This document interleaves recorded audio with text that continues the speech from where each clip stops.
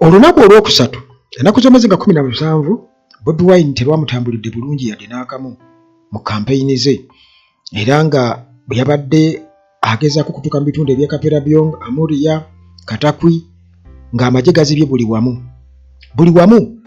paka mu kiro bamukwatiddeyo mu kibira Soroti, era nga bagezaako kumulimisa. Kale lwabadde lunaku lwa bunkenke, kiro kya bunkenke, era obutambi bw'ennina wano bugenda kuba bukulaga bweyogerera bwokka, byaggwedde bitya, byatandise bitya, naye nga mu ddoboozi lya Bobi Wine briefly nga agezaako okulabula ku kyekyo ekyabaddewo ddala kiki. Important to communicate this to the world. Whatever happens to us, you know exactly who's responsible. You know that the man called in college, the head of police in the whole of Teso, is heading this operation with the other police officers and military officers. Now the world turns to us because we are innocent citizens. We are exercising our democratic right. We are supposed to campaign. Today we were meant to campaign in Amuria and in Katakwi and in Kaperabyong. You blocked us from campaigning in Amuria, we did not campaign. You blocked us from campaigning in Katakwi, we did not campaign. Now from Kaperabyong, and you are blocking the road without any legal or moral reason whatsoever. Now the world is watching, and please to all of you fellow Ugandans here in the country and across the world, send this message to any responsible body so that they can know the impunity that is going on in Uganda. I thank you. Abasajja gojja okwebuuza nti lwaki Bobi Wine tebamukkiriza, kubanga just ono muyimbi buyimbi talina makulu, muyimbi buyimbi byate bino si byakuyimba. Museveni bwakola ki bwagamba ne bannaffe bwe batugamba, era abantu bagenda kulaba muyimbi naye ne balemesa abantu okugenda okulaba omuyimbi. Bakkiriza abantu balaba omuyimbi waabwe bwe tokiraba. Kakati mwannyinaze omu kugambye nti katuve gye byakomekkeredde, kubanga ku hotel n'okusula we yasuze Soroti tebyabadde byangu yadde n'akamu. Kati ndowooza katutandikire gye byakomekkeredde ate tugende mu lunaku nga bwe lwabadde tulabe kuba obutambi bungi era nga bweyogerera bwokka tebwetaga na kunnyonnyola. Kugambye abasajja batidde ki omuyimbi obuyimbi. As we are speaking right now, we are at the extreme ends of Salt City. We started our day following the Electoral Commission roadmap, which was directing us. But unfortunately, throughout the whole day, they have been blocking us from accessing all the venues. Amongst the 3 venues we are supposed to have today, President only succeeded to reach the Kaperabyong, where we had a final rally. So we left there very early. It was 5:45. It was 5:45. So we had to rush. We had to drive for about 30 minutes for the president to reach where he was supposed to rest from, so that we can continue tomorrow with the program. Unfortunately, as we had just driven for like about 15 minutes, they blocked him for about 3 hours. So we kept there on the road. Then later on, the team had booked for him to sleep in Amuria. Unfortunately, they stopped him, they blocked him from accessing the accommodation. Then later, after the 3 hours of being on the road stuck, they had to push him out of Amuria towards the Salt Road. As we were almost about 4 kilometers to enter Salt City, where again, the team had gotten an alternative accommodation, still again they blocked him. So we've been there twisting ourselves with these people. They have been doing this and that. You've seen some about 15 minutes back, they tried to, I don't know whether it was tiyagaasi within his car or there were bullets inside. There have been all of, actually it has been a mixture of pepper spray and tiyagaasi inside his car. We thank God that right now he is strong, as you know, as usual. So we've just gotten somewhere where he's going to rest for a few hours. As you see, it is almost midnight. But this is a presidential candidate who is registered with the Electoral Commission, who is following the roadmap and the regulations, but this is how they are mistreating him. So we condemn all these acts in the strongest term possible. It should stop. They should not keep provoking Ugandans. They are provoking us. We know that our rights, we are following the laws, we are not lawbreakers, I don't know why they keep pushing us, they keep beating us. They have been assaulting even the EC security that was provided to him. They have been assaulting those guys, all of them. They have been in pepper spray, that they have done a lot of stuff. But thank God we are still here. Being that we are not lawbreakers, we are going to keep standing strong, and we want to promise these people that we must vote. They don't want us to reach that election. We must reach it. We are peaceful people. We are law-abiding citizens. You said I go and sleep in Toronto. My advance team came and booked a hotel. My hotel is there waiting for me. Now you are right when you are right. Allow me to go and sleep. You are right when you tell me your advance team came and booked a hotel. Your advance team told me that very team. Now which advance team did you send? My friend. You have just told me you have sent the advance team. Organizing secretary of my team is at my hotel right now. Okay. When they told me that you are coming and we should Who lead told to you what? You are talking to your me advance now. team. My advance team is Dr. Cannabis at my hotel right now. Is waiting for me, and you're blocking me. And they are the very ones who are communicating that they are doctors. Communicating to who? So can we? Do you think they are still there? Yes, sir. Yes, allow me. You follow me. Let us go there. That is what I've been asking all along. Okay, the time we have taken here, let Mr. Cannabis come here. Can you imagine? The hotel is there. Let Mr. Cannabis come here and we agree with Mr. Cannabis. You are talking to me. I'm his leader. But you have referred me to Mr. Cannabis. Can you imagine? Are you listening to yourself? Very well. Okay. If you're listening to yourself, let me say this again now. I'm glad cameras are watching. You blocked me from sleeping in Amurio. Okay? And I said, fine. You said go to Soroti. I sent my advance team there, booked my hotel there.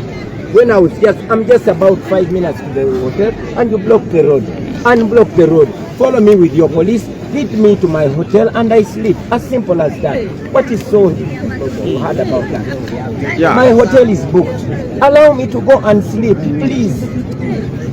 You see, you are that person that needed protection, that should be protected as you carry on with your campaign. Sir, if you want to protect me, you don't protect me by tying me here for 3 hours. I also attentively. You have the gun. You are the soldiers. And I also attentively listen to you, but now when I'm trying to suggest to me, so that you also listen and we get to where do we belong, you are cutting me off. No, I'm not. I'm listening to you. What is it? Just because I'm trying to tell you. One, you are that person that is protected. And you are that person who is using Electoral Commission law or act. And the same police that is also regulating you using the Electoral Commission Act. According to the information on the ground, the places that they have suggested for you, landmark, is opposite the market, which is a busy place. Sir, I am not going to buy anything in the market. Let me I am first going finish. to the hotel to sleep. They don't want you to buy, they want to regulate people in the market, not you to buy things in the market. They are not taking you to buy. They are looking at how do you move the market where people are mainly doing other businesses. It is 10 in the night. It is the town view that you have booked for your hotel, as you say, it is also in the middle of the city, sir, near the I market. Am not going so anywhere. I'm going can we my look at a hotel. win-win situation for that? Sir, I have slept in hotels. Yes. Okay, I don't sleep in the bush. You are the man that has been following me everywhere I go. You know I sleep in hotels. I don't sleep in bushes. I don't know why today you are blocking me from entering the hotel. What do you want to do to me? You are failing to. I've been moving with you and you had good coordination with the problem. You want me to listen to you, don't listen to me. And you are sure that I've been moving with you. I have been moving you and you have been moving very well, coordinating with the police on the ground. And then you agree on the venue. But here you have failed to agree with the police on the ground. I have never agreed with you where I sleep. It is my right. But you agreed with the police. Even me, you have never agreed with me. Yes. I agreed with you. But you agreed with the territory police. We do. This way I'm going to sleep and you eventually go there. Sir, I book my hotel and I go there. And that tell your people to stop spraying us. Now, allow me to go and sleep, please. You know what you're doing is illegal. You're not supposed to stop me from going to sleep. Okay? You stopped me from campaigning, even if I still have a few minutes. That one I did not stop you from campaigning. You actually refused to go to your campaign then in Ochorimongin. You refused. Your campaign venue was Ochorimonge. I did not stop you. You only left Ochorimonge. You came in the middle of the town. I was just telling you, go to your campaign venue in Ochorimonge, not in the middle of town. Don't use me that I denied you to go to campaign. You are in Katakwi. Campaigning is supposed to be Ochorimonge, not in the middle of town. Is that refusing you to go and campaign in your venue? Electoral Commission is supposed to campaign in Katakwi, in Ochorimonge. Allow me to go and You raise this.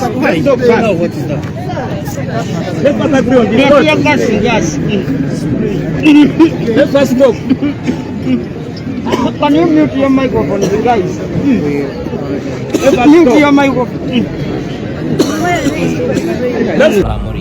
Bagamba sikirizibwa kusula Moria zije Soroti jenyino campaign encha nyina campaign ngano Musoroti timu yaffe yazini booking a hotel era hotel ya Kibanje neto atuse wano esawe zigenda kwera 3 batuli wano ku Roadblock banzikiriza kugenda mu hotel kweba kati banyinyumira asonga yonna maze banga dene ngambega ili abasirikale banzikirize nyende ku mulo redo nakubade wabo neto banzikiriza kati simanyi kigenderwa ki simanyi buba obulamu bwaffe buli safe oba buli matinga kuba bano bakwata mu basirikale n'abapolisi bebalina obuyinza naye ekubo baligadde tebatukiriza kwengerayo banemesezo campaigninga neno okwebaka baŋŋaanyi okugaana okugenda kyoyagala bakuweta na tebalina kyebanyeze baŋŋambye kati ono ofiisi abadde wano aŋŋambye kati egyo oyagala ogenda okusula wenaye abawagizi bangi bajja kuvubono bovaayo bajja kukuubira kukuba kyendowooza tekimenya amateeka naye ate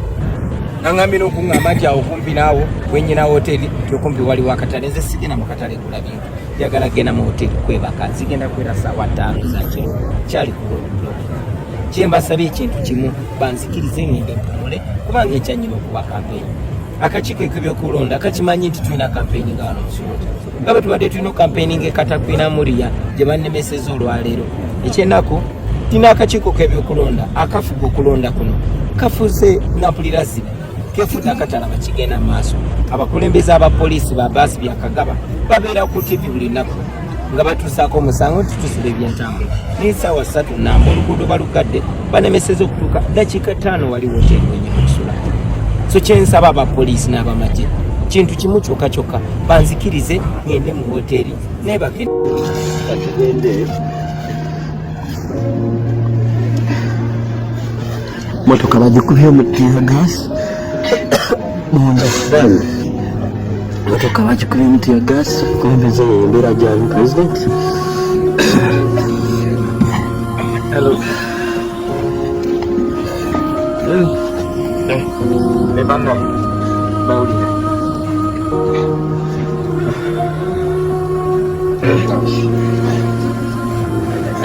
Dani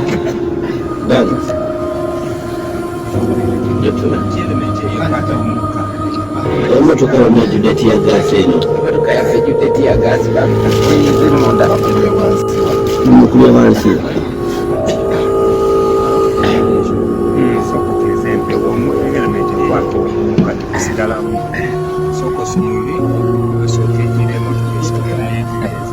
ebasipurayinze mu motoka munda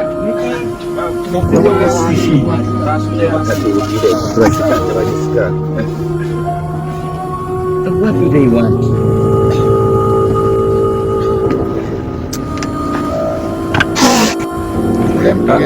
Njagala basike motoka eno babano bagata olujegere bali mututeekako olujegere What do they want now? balulese Officer, what do these people want?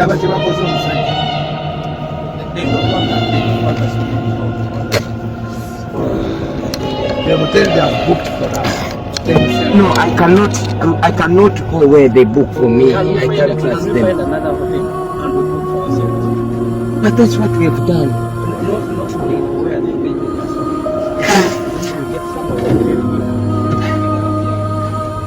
It's okay.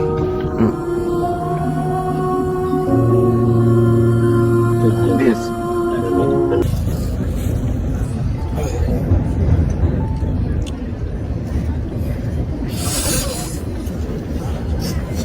So where else are we going to go? Yeah, but not where they book. They don't book for us. I know they cannot. But I guess there are other hotels. Yeah, other hotels where we can. I don't know. There should be. It should be us to find a hotel. Not Yes, something is why I'm suggesting one.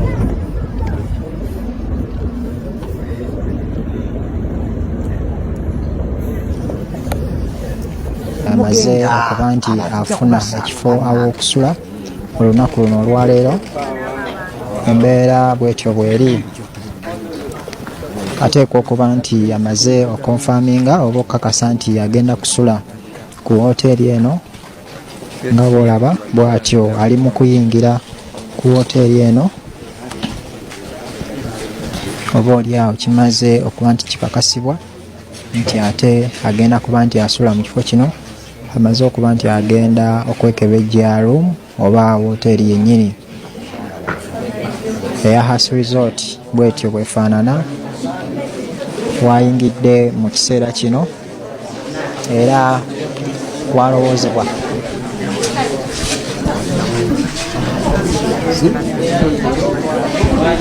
embeera bwetyo bwetambudde wano mu kibuga Soroti. Robert Kyagulanyi Ssentamu amaze okuba nti ayingira woteeri eno era ekyo kikakasa nti oba oliawo alayika agenda kusula wano ku Has Resort.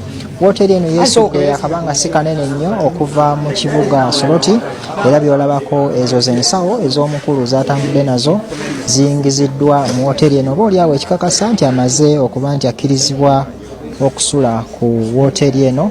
Kakati kino nno kikakasa nti olugendo lw'olunaku olwaleero bwetyo tulutambuzza.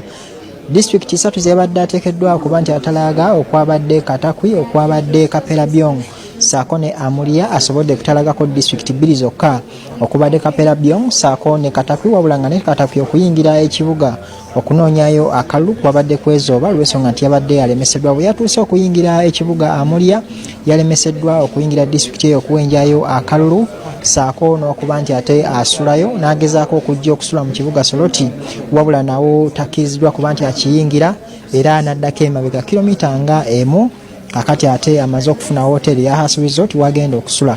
Olunaku olw'enkya wakusiba nga atalaga disitulikiti ey'Esserere gy'ajja okutandikira n'oluvannyuma atalage kibuga Soroti wabula tekimanyiddwa mbeera ki egenda okubeerawo olunaku olw'enkya nga atalaga ekibuga Soroti olw'ensonga nti ekiragiddwako kyokka ng'azze okukisulamu embeera ey'obunkenke eteereddwawo ab'ebyokwerinda. Tulindirira okulaba embeera nga bw'enatambula olunaku olw'enkya. Haya basi kakati ebyo bye byabaddewo kugamba bye byasembyeyo olwo katudde mu lunaku ate nga bwe lwatambudde biri byonna byabadde ayogakenge gye bamubulokinzeemu buli kkubo lyonna nti amagye gali ku kkuba aga buli kika muganda bugezi badde simenti nno n'abasirikale abakuuma ebisolo nabo gye bali nabo babaleese. Abasajja kye baprotectinga kikulu, protect our gains. Mukama Katonda bayina kwezo bangamba mbu MTN bagibalanga ekola emitwalo 10 egya Uganda buli second. Kitegeeza nti bw'obala 24 hours buba obuwumbi 8 miliyoni nga 6 ndowooza something buli lunaku obuwumbi 8. Kati abasajja bano ebintu ng'ebyo ndowooza bye bibaleetera okubeera nga tebaagala kuva mu buyinza okukugatta n'ebyobugagga byonna bye basima. Mukama Katonda kale katulabe munnange olunaku lwamuyisizza lutya.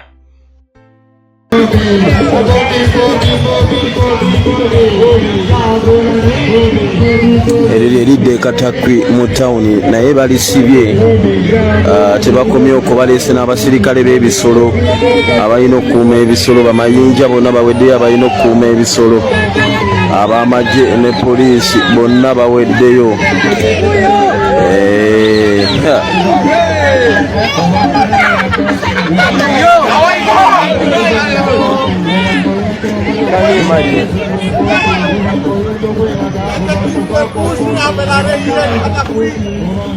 They have blocked the road.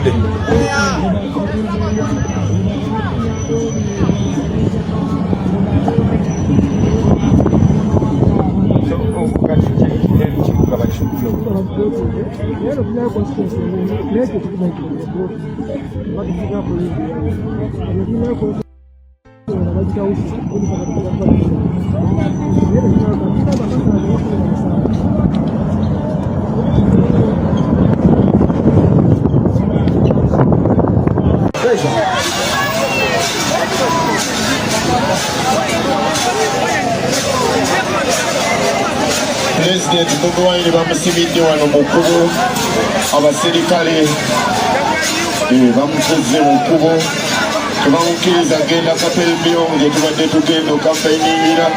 Tukira ne wali eri emabega balina we batuzibyeko gye tubadde tugenda okampeyingira. Tukira ne wali eri emabega balina we batuzibyeko ne tukyuka ne tutagenda gye tubadde tulina genda. Era njagala bannayuganda mwenna abawakinga mukimanye nti eno y'embeera His Excellency Kyagulanyi Ssentamu gy'ayisibwamu ng'anoonya akalulu. Wanyisebo. Let me talk to the media. Let me speak to the media before we make a decision.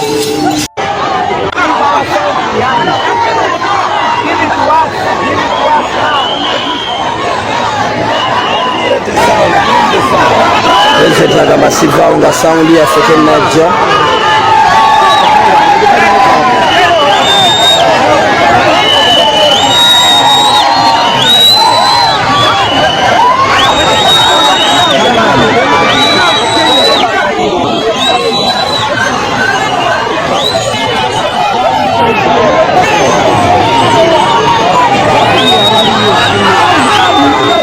Oba olirwedde okola n'ekyagulanyi olina okugumira bino. Ono omu ku lwa security ye, ezo kibooko eziyuzizza essaati saako n'amabwa g'olaba.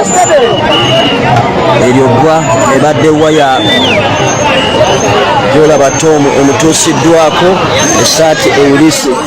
Yemu ku security y'omu ku bakuuma president bwetu mwalabise wakati mu kibooko ezimutuusiddwako wabadde akola emirimu gw'okukuuma mukama we. Ya bw'atyo mukwana wange eryo bbwa essaati eyulise gy'olengera bbwa Tom erimutuusiddwako. Ogamba olina okujja ng'okimanyi era ng'oli mumalirivu, naye dde akutuusiddwako obuvune obwo akyagenda mu maaso n'okukola emirimu gya mukama we, akyagenda mu maaso n'okuuma mukama we. Ono no Tom y'omu ku security guard ba president omusirifu ennyo, atayomba, atalwana, atalina gwayinza kuba, atasobola kasuka jjinja. Y'omu kuba security abakyasinze empisa. Nesobola okwebuuza ekireeridde omusirikale okumutuusa ku buvune obwenkanidde wano ow'ebuti nekikulema okutegeera, nekikulema erya ddala okutegeera okufuna mu Tom ekigambo. Naffe abakola naye okufuna ekigambo mu Tom kibeera kizibu nnyo, naye bw'atyo bwatuusiddwako obuvune.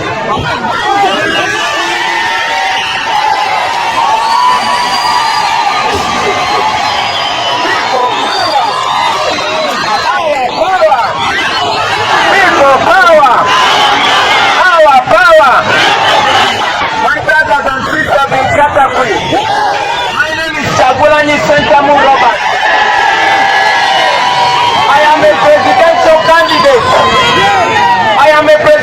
candidate, and I'm supposed to be campaigning here in Katakwi. But the police has arrested my sound system. Don't move on this man. The police has arrested my sound system. They don't want me to campaign here. And yet the Electoral Commission knows that I'm supposed to be campaigning here.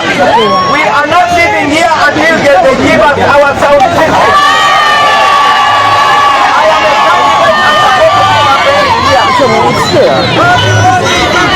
I am a candidate. I'm supposed to be campaigning here. I am a candidate. I'm supposed to be campaigning here, and I am not going away.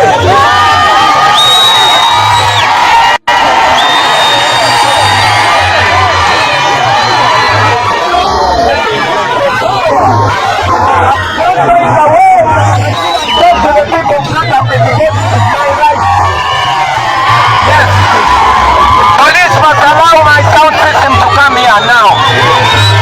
Police must allow my sound system to come here. Yiyo esembede naye bakyagibulookinga. And the law allows me to campaign here. I am not going away until I talk to the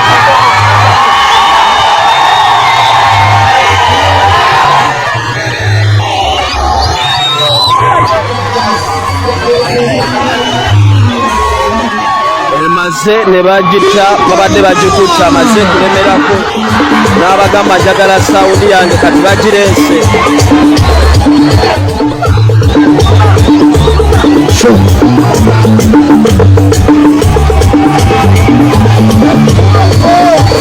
No, Katia. No, officer. I am supposed to talk to the people of Katakwi. It is my law. I am a presidential candidate. Don't touch my car. Apparently you are breaking the law. I am a candidate. Look what the police is doing now. Look what the soldiers are doing now. I am a candidate and I am supposed to campaign here. So the people of Katakwi, now you see the impunity. Now you see what the government is scared about.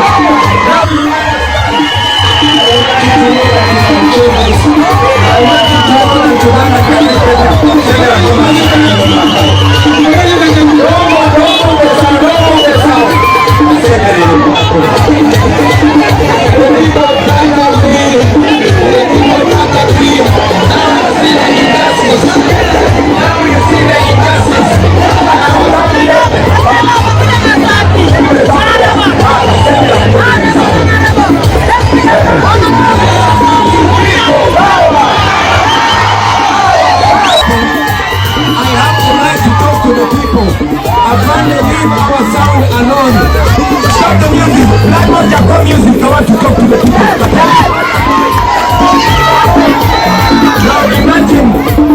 what the police is doing. Look at the police. Why are you pepper-spraying our car? Why are we doing injustice? Why are you behaving in a criminal way? See what the police is doing.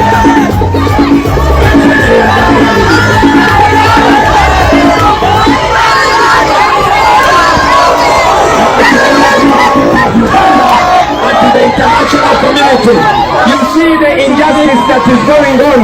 The electoral commission knows I'm supposed to campaign in Katakwi, but now they are pepper-spraying our people. Apparently what you are doing is illegal. Apparently what you are doing is wrong. I'm a presidential candidate and I'm entitled to talk to the people of Katakwi.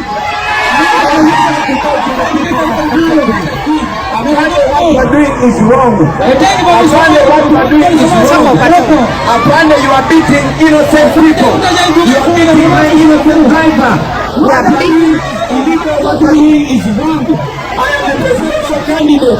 The people of Katakwi. Now you know why you want to change this. Look at it. Let us know something.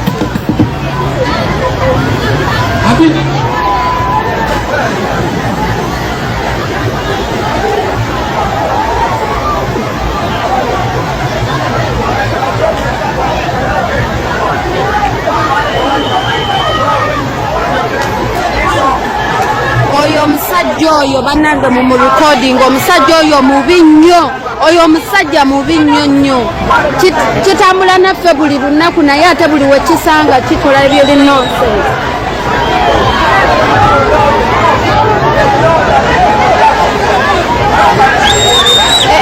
Bagala kukwata blood mo bali mu kkuba blood mo walampala gwe naawe bannange. They are beating people.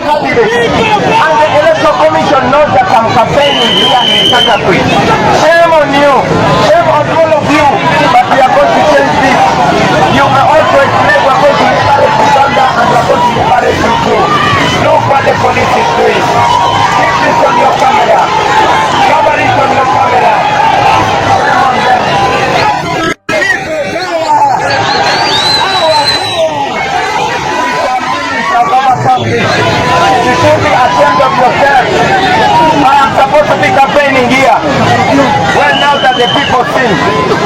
You're even shy because what you're doing is wrong. This is wrong. This is wrong, my brother. You are doing the wrong thing. You are doing the wrong thing. This is wrong that you're doing. It is illegal. Abandon forest. You have no power to limit my time here. I can talk to the people of Katakwi the whole day if I want.